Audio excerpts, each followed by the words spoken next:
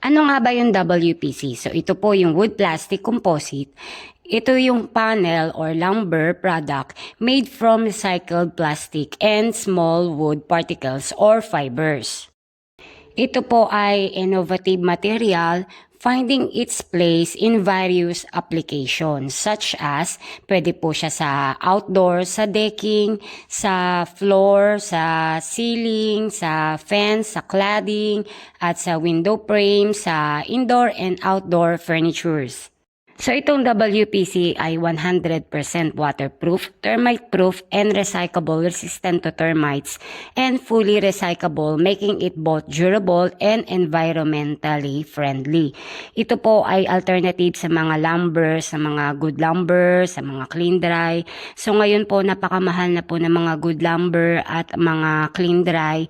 So kailangan mo pa siyang lasunin kung gagamitin mo po siya sa partition sa wall, sa ceiling, yung mga kahoy. Kailangan nyo po siyang gamitan pa ng solignum. So yung mga solignum napaka mahal niya at kapag pinahid mo po siya sa mga kahoy ay matapang po yung amoy niya. So itong WPC ay plastic at durable at long lasting at hindi mo na syempre kailangan lasunin at mas maganda po siyang gamitin at mas matibay at mas maganda. At aside from that, ito ay low maintenance at marami ka pong pagpipilian na choices na mga kulay at mga designs. So meron pong mga plain, meron pong haspi.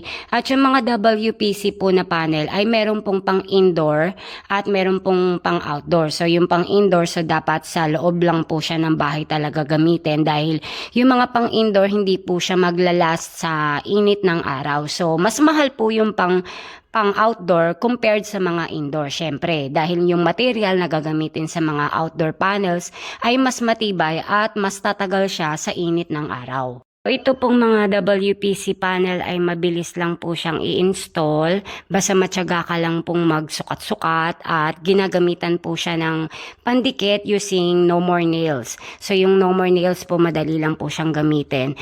Maglaan lang po kayo, mag-leave lang po kayo ng ilang minutes kapag ipapahid nyo po siya sa pader bago nyo po idikit yung WPC sa inyong wall. At kung gusto nyo naman pong pangmatagalan po na pang ceiling, pwede po kayong gumamit ng SPC. Ito po yung stone plastic composite.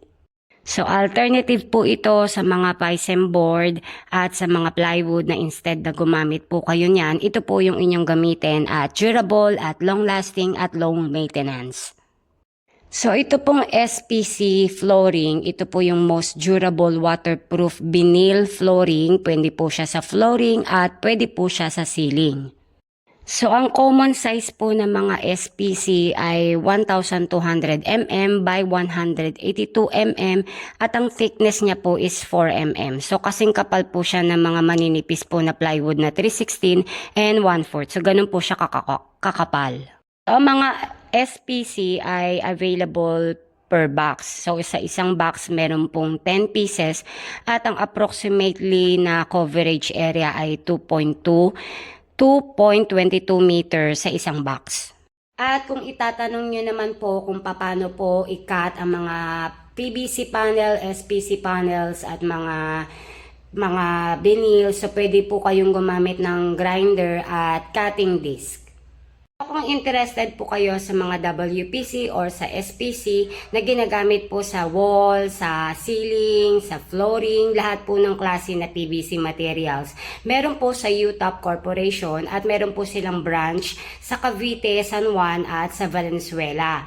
At marami pa po silang iba pong item like yung mga UV boards na pwede pong gamitin sa mga cabinet, sa mga countertops, na kasing kapal po siya ng mga plywood na 3/4 na nabibili natin sa mga hardware store. At meron din pong manipis po na mga boards na pwede nyo rin pong gamitin sa mga walling. Yan. At meron din po silang mga decking, outdoor decking na ginagamit po sa mga gate, pang design po sa mga gate, para siyang hardy planks. So mas mura siya compared sa mga hardy planks. Depende po sa mga designs at depende rin po sa mga kulay, marami pong pagpipilian. Kung pang outdoor po, syempre mas mahal po yung mga pang decking na pang outdoor compared sa mga indoor. outdoor. At meron din po silang lahat po ng klase ng mga vinyl na pwede pong gamitin sa pang-accent sa wall. Pwede nyo po siyang idikit sa wall at marami din pong choices na mga designs. Yung mga vinyl nila na pwede din pong gamitin sa mga flooring, pwede po sa wall. At meron din po silang mga tubular na PVC na. Ang sizes ng mga tubular ay 2x2 at meron din pong 2x3. So dito po sa Utah Corporation ay meron din po silang mga available na PU mushroom stone. So yung PU meaning polyurethane, pwede po siya sa outdoor. Pwede nyo po siyang idikit sa wall, pwede nyo po siyang gamitin pang decorate sa garden, sa garage, sa rooftop, pwede nyo po siyang idikit din sa ceiling kung meron na pong existing na ceiling, pang accent sa wall, pwede rin po. So pwede po siya sa outdoor. Ang sukat po ng mga PU mushroom stone ay 60 cm by 120 cm. So para siyang kasing sukat po ng mga malalaking size po ng tiles.